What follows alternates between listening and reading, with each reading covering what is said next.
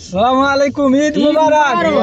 ঈদ মুবারক। সকল প্রবাসীকে জানাই ঈদ মুবারক। ড্রাইভারকে জানাও ঈদ মুবারক। এই আমাদের ড্রাইভার, আমরা এখন যাচ্ছি শেখ জায়েদ মসজিদ ফজিরা নাকি।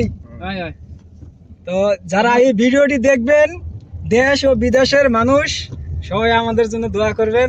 এই আমাদের মুশাহিদ ভাই, ওই আমাদের হুসাইন ভাই, ওই আমাদের চাচা হাফিজ ভাই, ওই আরেকটু ভাই, এই যে আমাদের তৌফিক ভাই। আমরা দেখো আমরা নেন ইয়া করো।